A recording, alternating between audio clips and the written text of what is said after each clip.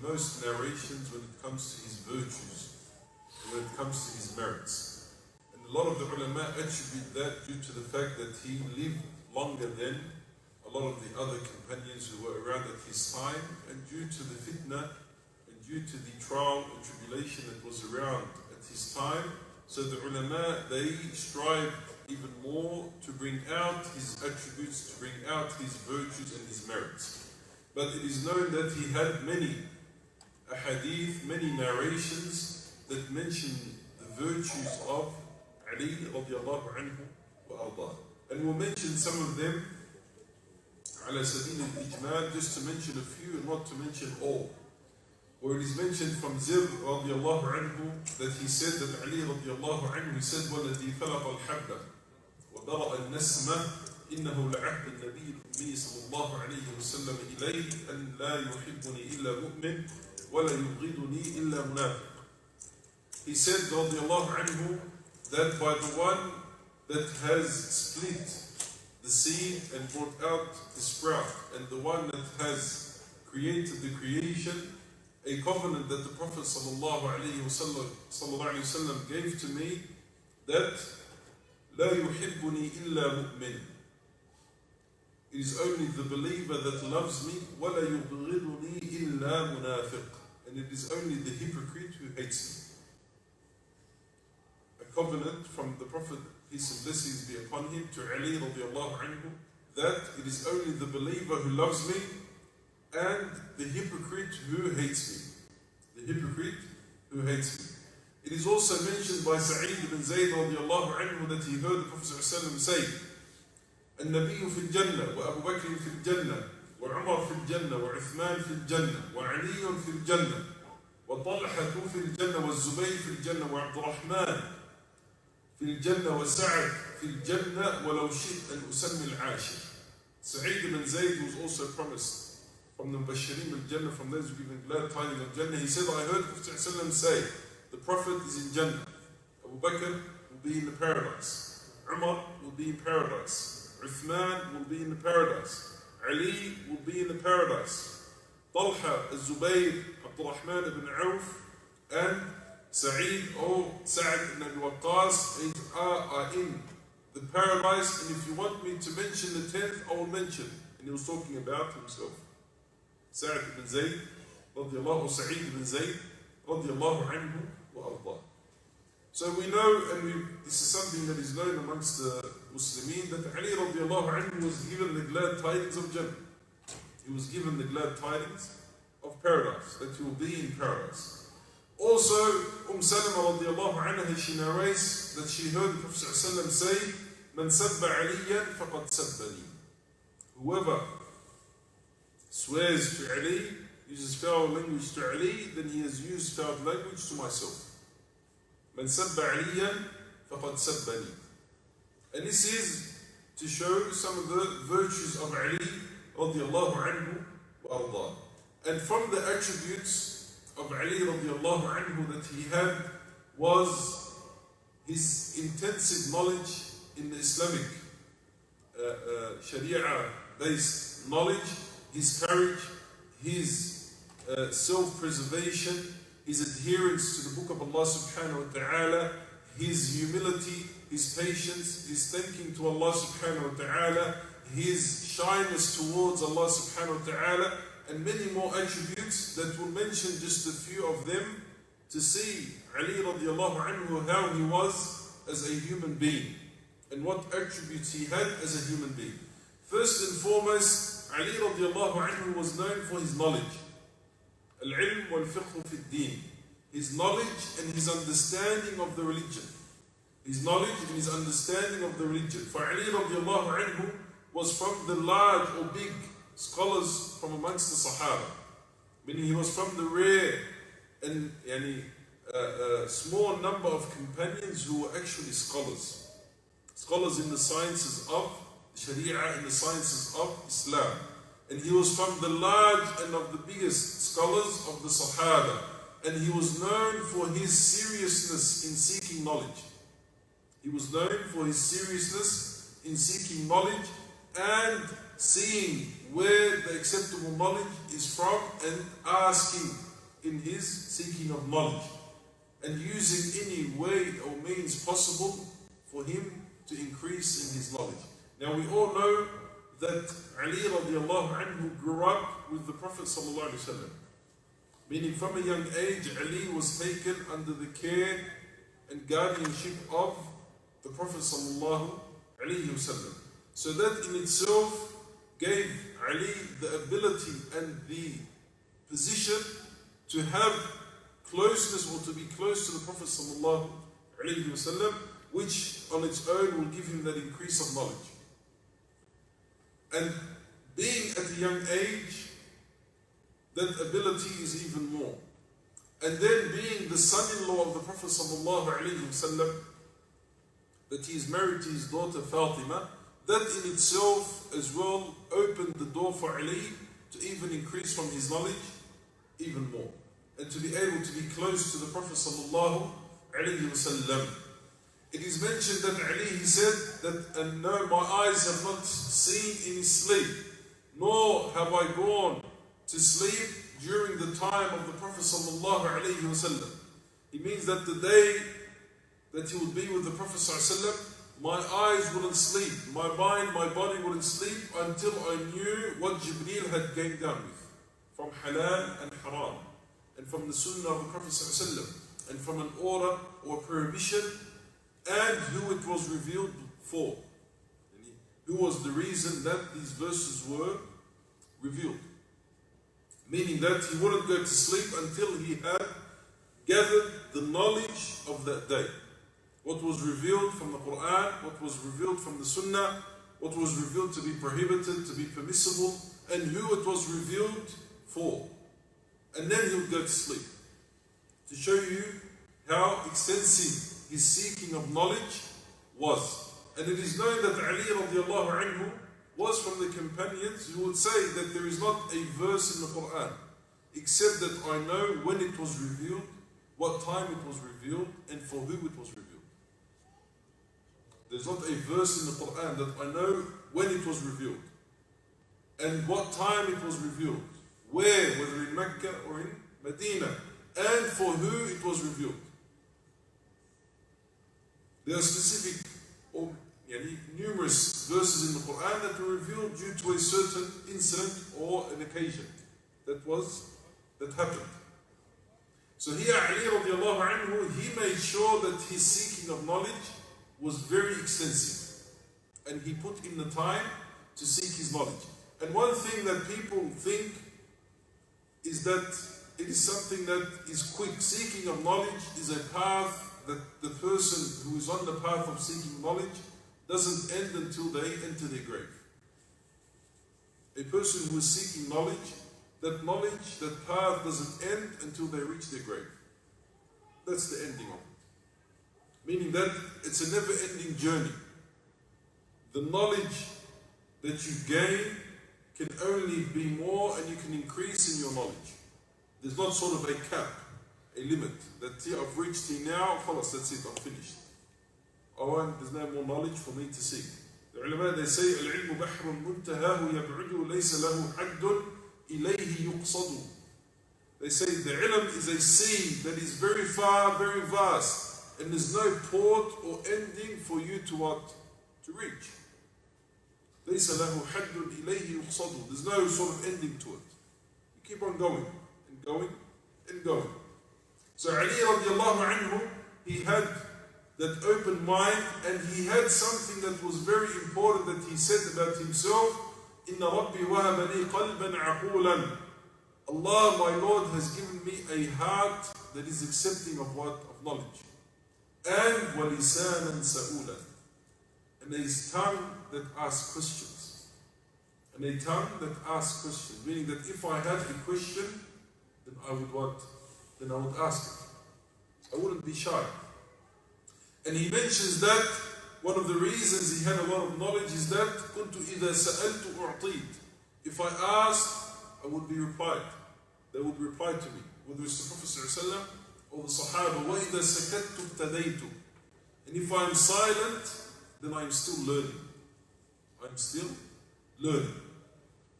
And even when there was a matter of shyness, that would keep him from asking, he would send someone on his behalf to ask. And Ali radiallahu anhu, when he was married to Fatima, when he was young, he says, كنت رجلا مذاءً. I was a man that used to always have sort of that sexual drive, and I would always be, due to the heat and so forth, he would have madhi. Madhi is pre-cum. It's something that the human being, the male, it happens to them. So he said, I was shy to ask the Prophet ﷺ directly. So I sent Al-Miqdad ibn Aswad. I sent the companion to ask on my behalf. And then I told Al-Miqdad, when you get the answer, come back and tell me the answer. So Al-Miqdad, he went to the Prophet ﷺ and he asked him, and he said, alayhi al-wudu. Said after that, or that happens to a man, then they have to make what? Wudu. They have to make wudu. So he wouldn't allow shyness to stop him from what? From seeking knowledge. One incident that took place with Umar radiallahu anhu and his son Abdullah, where Nabi sallallahu alayhi wa sallam, he asked a question. He said that what is the example of the believer? Or there is a certain tree that is similar to the believer. It gives fruit and it's beneficial and so forth. Who knows what that tree is? So the Sahaba, the same guy, they're thinking. And Abdullah bin Umar, he was there, and his father Umar was there. So everyone's asking and thinking, and then Nabi sallallahu alayhi wa sallam, he said, it is the what? The palm tree. So Abdullah, he says to his father, he says, oh my father.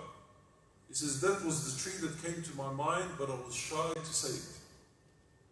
So Umar, he looked at his son and he said, oh my son, for you answering the Prophet ﷺ and saying the correct answer is more beloved to me than this whole world and what is in it. Is more beloved to me than this whole world is what is in it. If you ask, don't be shy. Even if you're incorrect, even if you're wrong, then answer. And you learn. And you learn from your mistake. And you learn from what you are saying. So here, Ali radiallahu anhu, he used to always ask. And then, that which comes hand in hand with seeking knowledge is what is acting upon that knowledge. Is acting upon that knowledge. And Ali radiallahu anhu, he used to implement his knowledge with actions, with implementation of that knowledge that he would have, and he would make sure that he would try to his best ability to implement what he heard from the Prophet ﷺ, even if it's in the worst and harshest of times. One of the ahadith that he learned directly from the Prophet ﷺ is doing the tasabih after every prayer. Subhanallah 33 times, Alhamdulillah 33 times, Allahu Akbar 33 times, and then completing the 100 with La ilaha illallah wahdahu la sharika lah. Lahu al-mulku wa al-hamdu wa huwa ala kulli shay'in qadir. There's a couple of different narrations. That's one of the narrations. So he learned that directly of the Prophet sallallahu alaihi wasallam. The Prophet sallallahu alaihi wasallam said, when they had sought a helper in the household of Ali and Fatima. Imagine the hands of Fatima, the wife of the Prophet, the wife of Ali, the daughter of the Prophet ﷺ, says that her hands were rough. Her hands were rough because she would what? She would cook and she would do everything on her own. So they asked for a servant. So Nabi ﷺ, he sends back to them, says, I'll give you something better. Subhanallah, alhamdulillah, Allahu Akbar, 33 times each, after every prayer. In another narration, 33 times each, and Allahu Akbar 34 times before you go to sleep. He says, and I continue to do so every single day.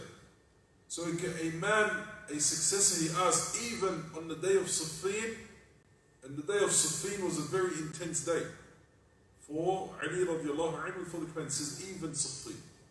And even on that day that was very intense, I didn't leave implementing the directions of the Prophet sallallahu alaihi wasallam. And he used to see, Ali, he used to see that the scholar is not a scholar until he implements what he does. Until he implements that he does. And that's why he used to say to the people of knowledge, Ya hamalat al-ilm, O those who are holding the knowledge, i'malu bihi, work upon that knowledge. فَإِنَّ الْعَالِمَ مَنْ عَمِلَ بِمَا عَلِمَ For the scholar is the one that acts in accordance to their what? To their knowledge. وَوَافَقَ عِلْمُهُ عَمَلُهُ. And his knowledge is in accordance to his what? Knowledge. His actions are in accordance to his knowledge. And that's why from the things that Allah subhanahu wa ta'ala, He spoke ill about the people of Bani Israel as what? كَالْحِمَارِ يَحْمِلُ أَسْفَارًا. Like the donkey holding a whole library. That library might be precious. The knowledge in it might be vast, might be very important. But what's the donkey benefiting from it? Nothing.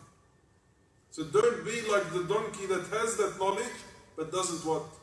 Doesn't benefit from it, doesn't implement it, doesn't work in its accordance. And Ali radiallahu anhu, as we mentioned previously, was from the companions who had given a lot of fatwa, a lot of rulings, a lot of opinions. And he was from the Sahaba, as we mentioned, in the time of Abu Bakr and Umar and Uthman, was a close advisor to the Khulafa. Meaning Abu Bakr would seek his advice, Umar would seek his advice, and Uthman would seek his advice. And all of them, the three of them, were older than Ali. The three of them were much older than Ali. Between them was at least each one of them 15 to 20 years in age. But that didn't keep them from asking him, from seeking his advice. Why? Because they knew the position and the knowledge of Ali radiallahu anhu wa ardah. And he used to also always encourage the people to seek knowledge, to go to the places of knowledge, to go to the masajid, to go to the centers of knowledge, to go to the courses that are given knowledge, and to visit one another, and to study with one another. تزاوروا وتدارسوا الحديث قبل أن يدرس.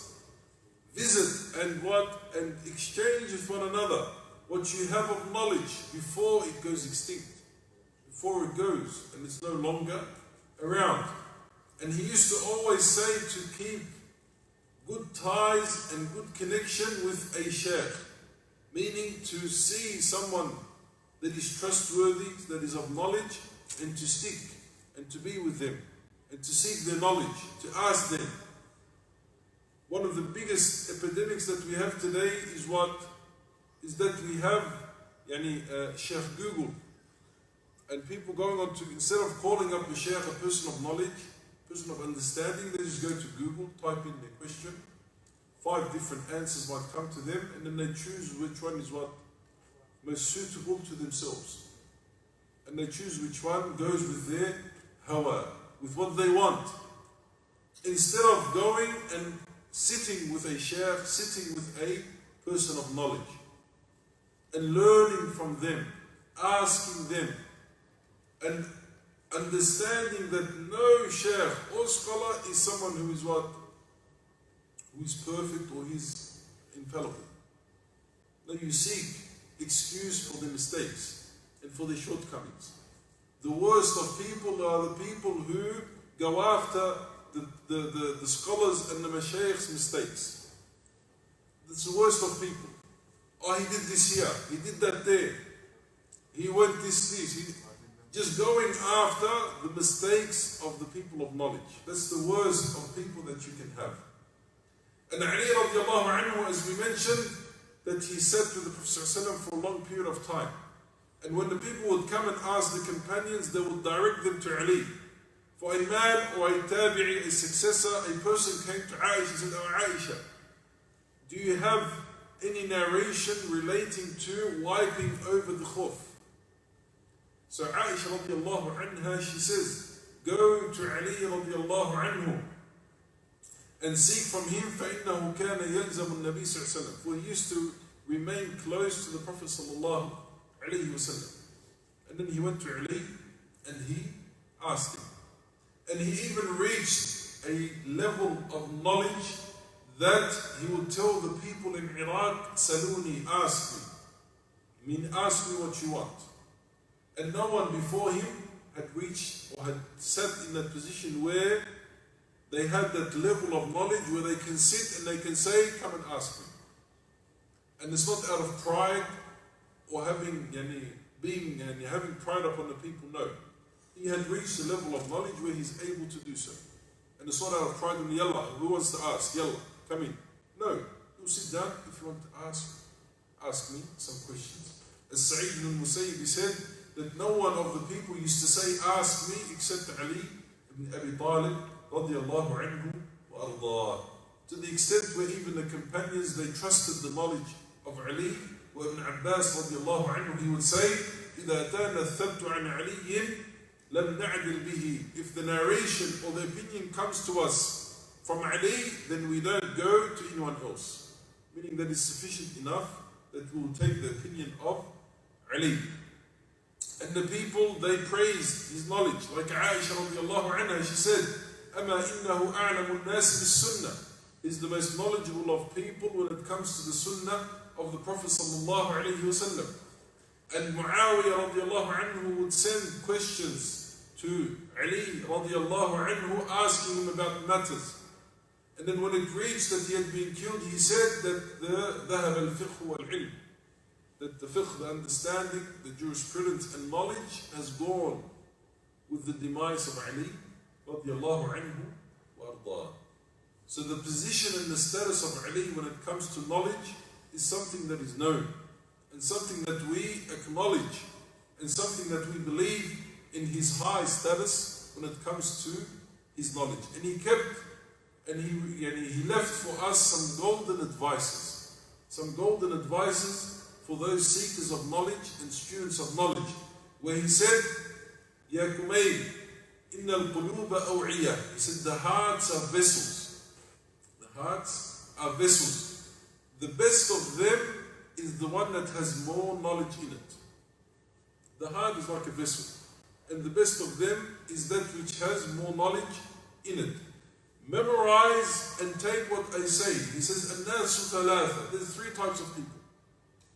عالم رباني. A person who is a scholar, close to Allah subhanahu wa ta'ala. Meaning the one who is seeking the knowledge and getting close to Allah subhanahu wa ta'ala. ومتعلم على سبيل النجاة. Or someone who is seeking knowledge with the intention to save themselves. And this is the general person, or the person seeking knowledge. Because the general person wants to ask a question for what? To save themselves. Ask the question to correct themselves. So a person is either a scholar or a person learning to protect and to preserve and to save themselves. Or the third one, وَهَمَجٌ رُعَاعٌ أَتْبَاعُ كُلُّ نَاعٍ. Or those who what? Those who have no knowledge and are like a lost flock, just following each other and walking around each other. No knowledge, nothing whatsoever. And they go and they lean towards everything that they hear. The wind takes them this way, they go that way. It takes them this way, they go that way.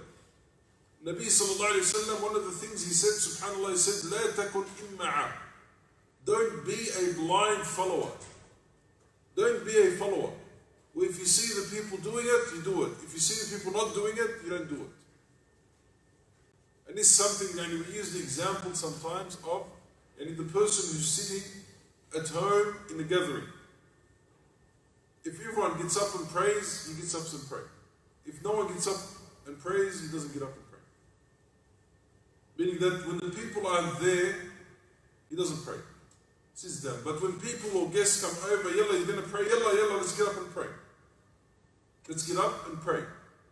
But when no one's there, the thought of prayer doesn't cross his mind.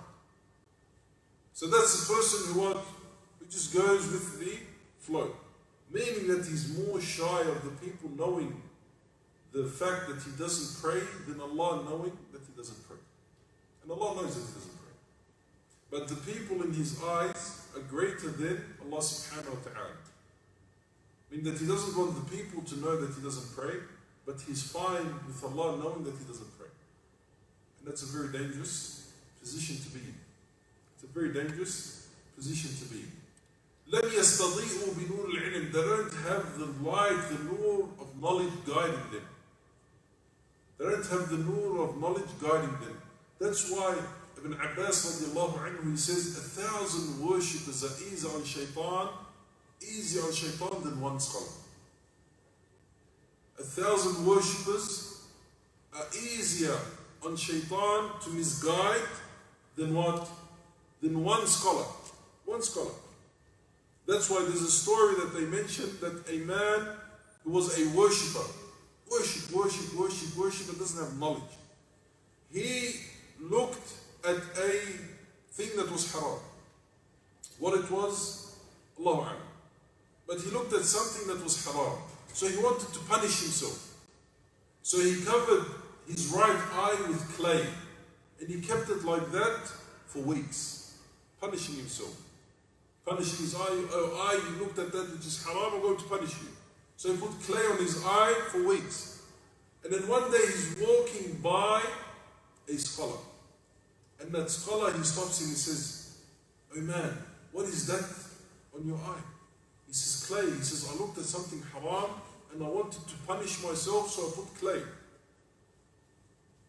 And I've been doing so for a couple of weeks now." He says, "SubhanAllah, how the shaitan can misguide someone." He says, "Go back and now repeat all the prayers that you prayed during that period of time. Because every time you made wudu, you missed the position of your eye. And all your prayers are not accepted." Meaning shaitan got him to do something thinking that what? I'm punishing myself. But he was what? He was punishing himself even more. So subhanAllah, al-ilm, knowledge, is the guidance, is the light that will guide you. Knowledge. And then seeking knowledge sincerely for the sake of Allah subhanahu wa ta'ala. And that's the guidance. That's why Allah subhanahu wa ta'ala, what does he say? Allah subhanahu wa ta'ala says, إِنَّمَا يَخْشَى اللَّهَ مِنْ عِبَادِهِ الْعُلَمَاءِ. إِنَّمَا يَخْشَى اللَّهَ مِنْ عِبَادِهِ الْعُلَمَاءِ. And be sure, if you quote that verse, to use a fatha on lafzul jalala, on the word Allah. إِنَّمَا يَخْشَى اللَّهَ. إِنَّمَا يَخْشَى اللَّهَ. If you put a dhamma, إِنَّمَا يَخْشَى اللَّهُ, you've changed the whole meaning. From being that those who truly fear Allah are the scholars, to saying that Allah fears the scholars. Allah with the fatha, those who truly fear Allah are the scholars. If you put a dhamma, Allahu, you're saying that Allah fears the scholars, which has changed the whole meaning of the verse. But here, the ones who truly fear Allah are the ones who have knowledge. Are the ones who have knowledge. Meaning, the stronger your base, your principle, your acknowledgement, your submission to Allah, not because of what you believe, but because of the names and the attributes of Allah subhanahu wa ta'ala, the stronger everything else will be. The stronger everything else will be. And when you have contentment and submission to Allah subhanahu wa ta'ala, that He is the all-wise, the all-merciful, the all-powerful, the all-knowing, the all-seeing, the all-hearing, when you believe in all of these, the stronger your belief in these attributes, the stronger your iman. And the further you'll be away from the ma'asi of Allah subhanahu wa ta'ala. Allah subhanahu wa ta'ala protect us and preserve us. Who is the true knowledgeable person? And Ali radiallahu anhu, he gives a beautiful description. He says, إِنَّ الْفَقِيهَ كُلَّ الْفَقِيهِ الَّذِي لَا يُقَنِّتُ النَّاسِ مِنْ رَحْمَةِ اللَّهِ. Says the knowledgeable one, the most knowledgeable one is the one that doesn't make the people despair from the mercy of Allah. The one that doesn't make the people despair from the mercy of Allah subhanahu wa ta'ala. If Allah subhanahu wa ta'ala Himself tells you, قُلْ يَا عِبَادِيَ الَّذِينَ أَسْرَفُوا عَلَىٰ أَنفُسِهِمْ لَا تَقْنَطُوا مِنْ رَحْمَةِ اللَّهِ. Say to them, O Muhammad, that, O my slaves that have dug themselves in a deep hole of sins, don't despair from the mercy of Allah. Don't despair. إِنَّ اللَّهَ يَغْفِرُ الذُّنُوبَ جَمِيعًا. Allah forgives all the sins. The true knowledgeable one is the one that doesn't allow the people to despair from the mercy of Allah. Meaning that the one that doesn't sit down, yalla, all of you are going to Jahannam. Yalla. There's no need for me to see here, you're all going to Jahannam. How did you pray? Did you think a bit other than Allah? Yes, you're going to Jahannam. Did you do together? Yalla, Jahannam.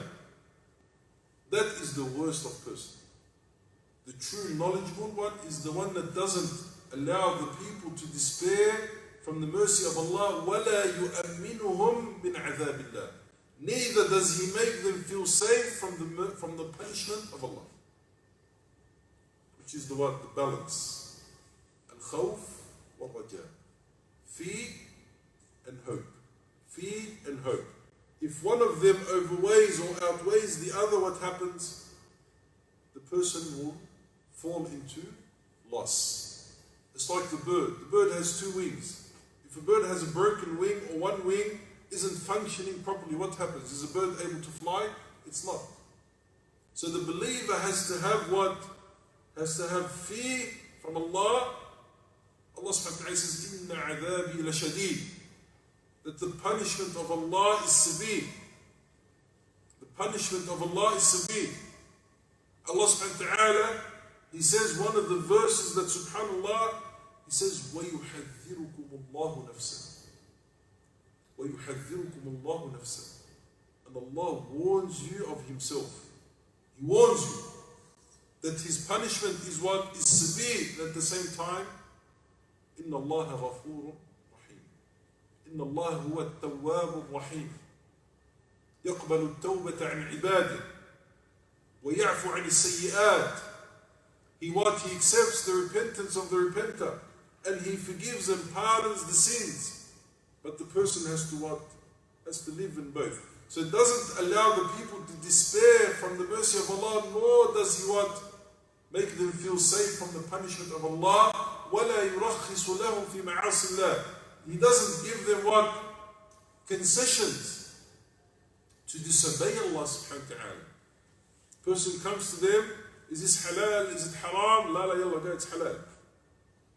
Is doing this halal? Yalla, go, it's halal. Am I allowed to do this? You're allowed to do it. Everything is what? Everything is on sale. Yalla, go, you can do it.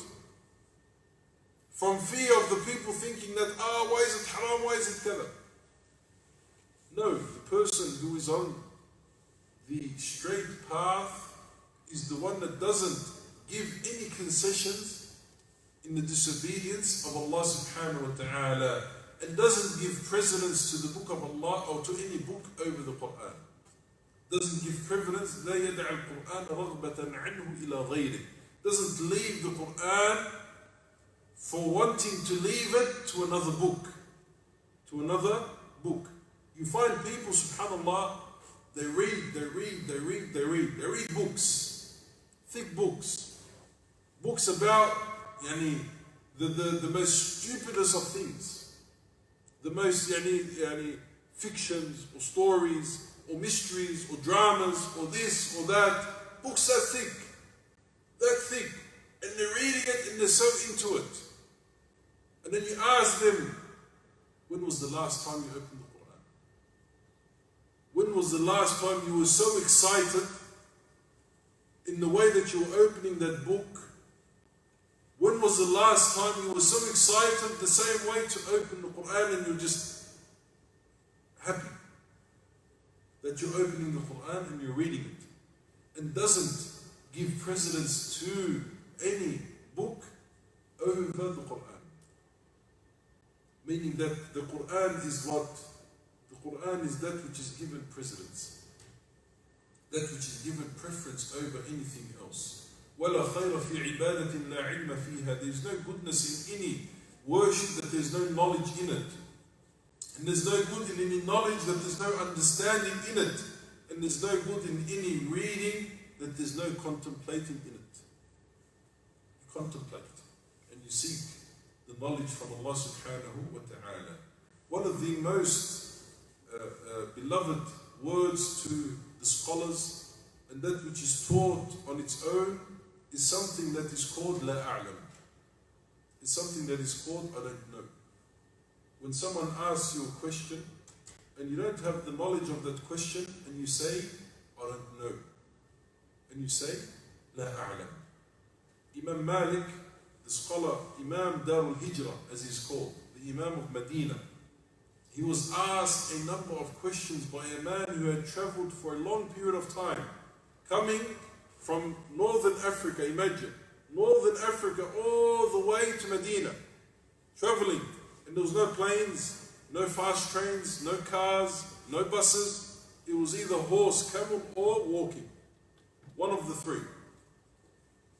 He came all the way to Medina to ask Imam Malik, and he asked him a number of questions. Imam Malik answered some, and for the other questions he said, I don't know.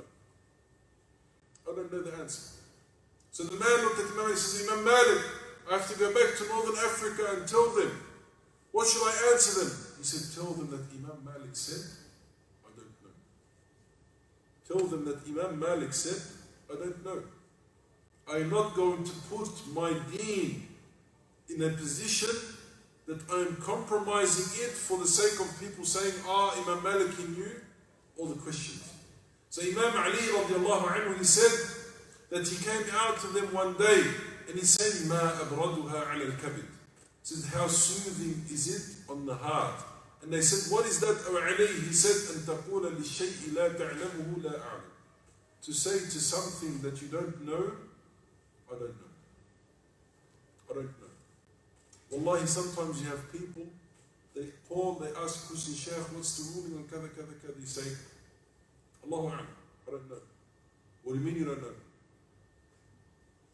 What do you mean you don't know the answer? So, I don't know the answer. You want to give me a week or 2 weeks to research the matter? Kada. So what do you mean you don't answer?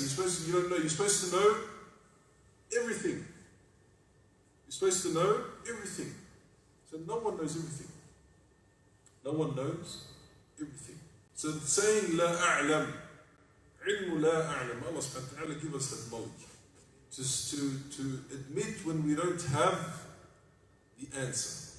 To admit it when we don't have the answer. Sometimes we'll be sitting in a gathering with brothers and so forth. Someone would ask a question and they're directing the question to the Shaykh. And the Shaykh is sitting there. The Shaykh usually takes in the question, lets it sink in, regulate, studies the person in front of them, then answers. So they ask the question. As soon as the question is asked, you have what? 5 people from here, 5 people jump in. It's this, it's that, that's haram, that's halal, no it's bid'ah, no it's not bid'ah, no it's this, no it's that, it's makruh, it's mubah, it's kada. And you know what? The Shaykh sitting there. So here, people think that hasting in answering is a what? Is a virtue. Is a virtue. When Nabi sallallahu alayhi wa sallam, or it's mentioned that it's from the Sahaba, he said, Asra'ukum ila al-fatwa, Asra'ukum ila al-nar. The quicker of you, one who hastens most to the fatwa, to the answer, is the quicker one to the hellfire. Is the one who's quicker to the hellfire. Because sometimes when the person is asked something, it needs to sink in.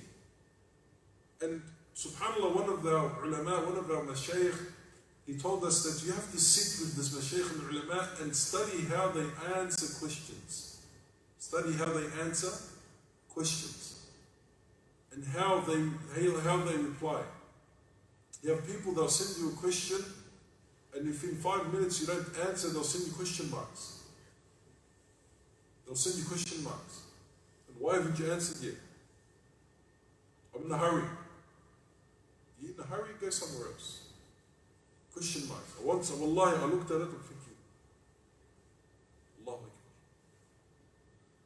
Allahu Akbar. So it's saying I don't know or not answering every single question, wallahi, sometimes 2-3 weeks. 2-3 weeks just studying a question. Just thinking about a question. And there's nothing, subhanAllah, the most things that you regret are the questions that you just what?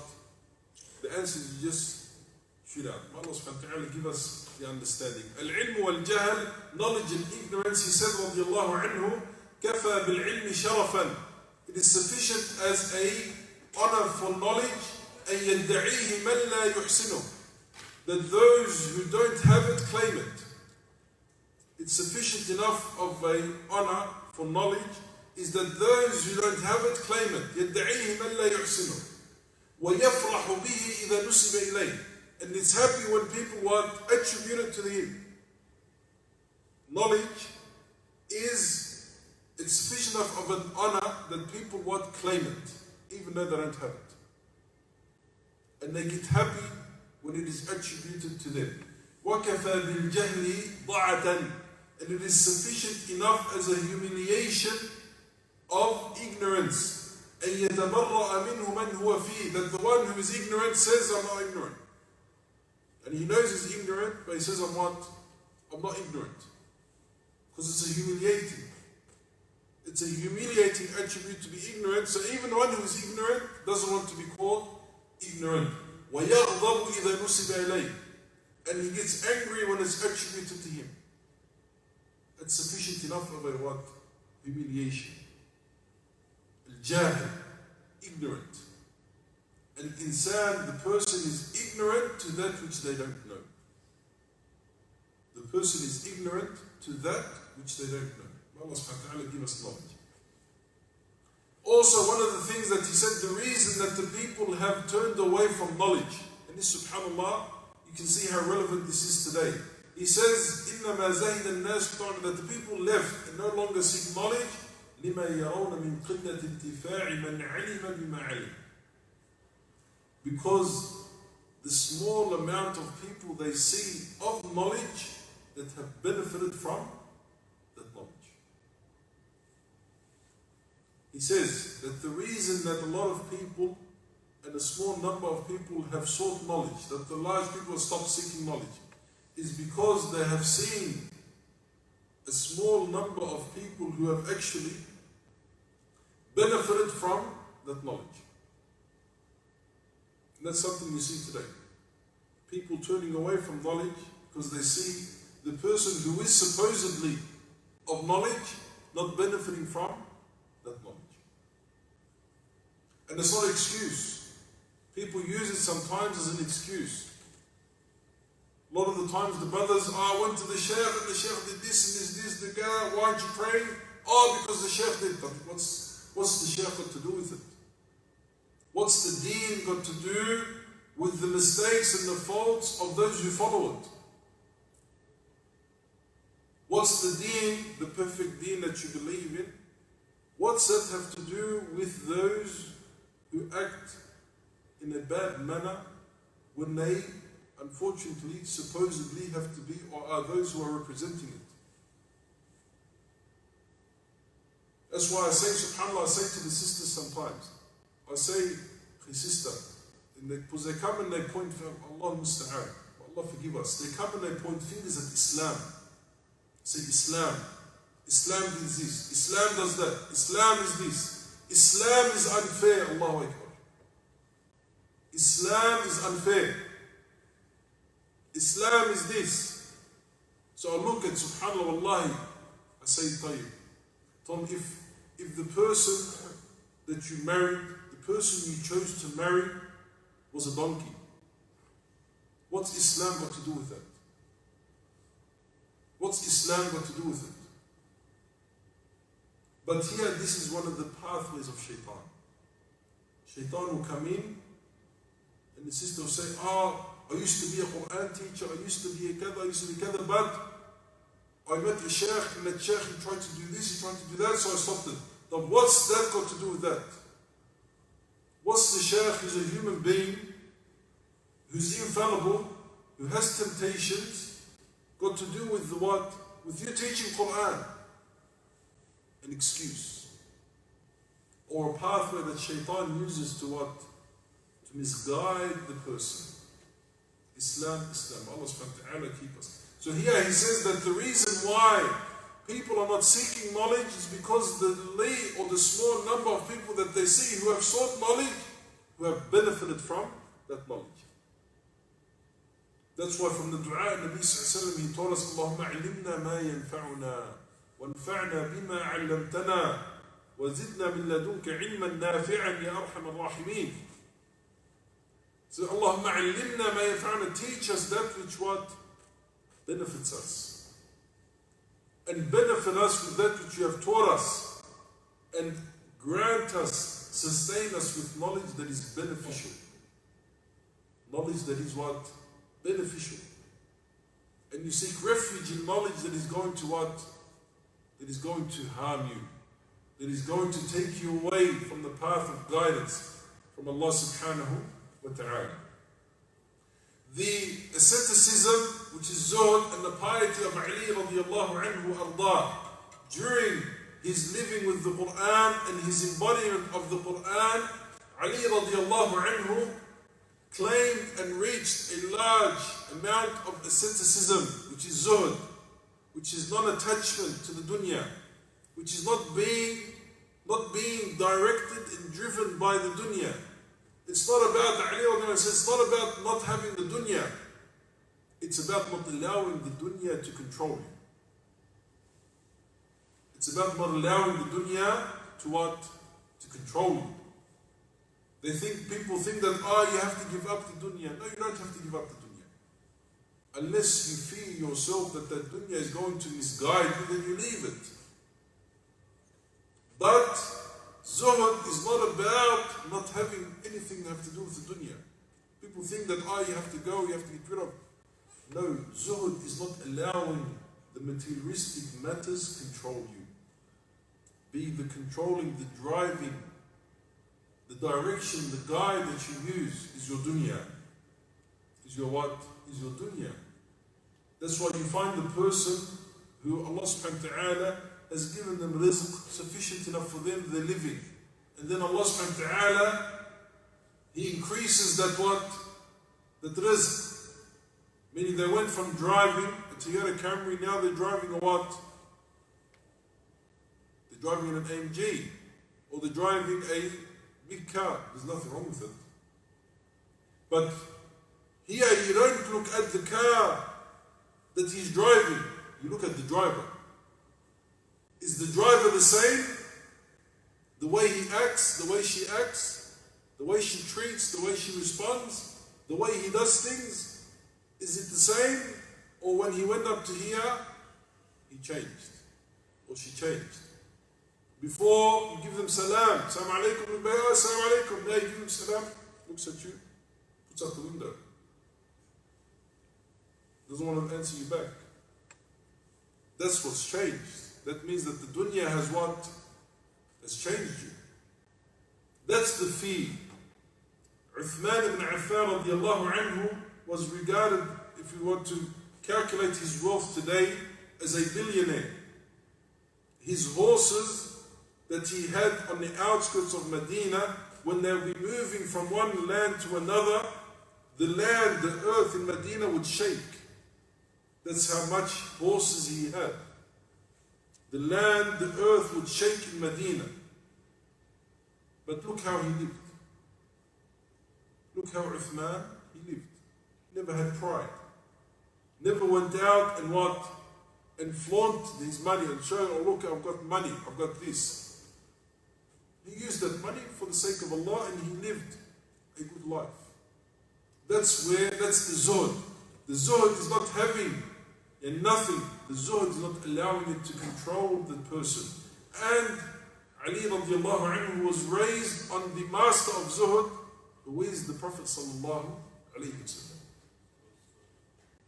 He trained and he was raised under the guidance of the Prophet sallallahu alayhi wa sallam. And he is the one who said that if the world, this dunya, was equivalent to Allah, janah ba'udah, if the world was equivalent the wing of a mosquito, in the eyes of Allah, He wouldn't give a drink of water to the kafir. If the world was worth anything, what is worth less than the wing of a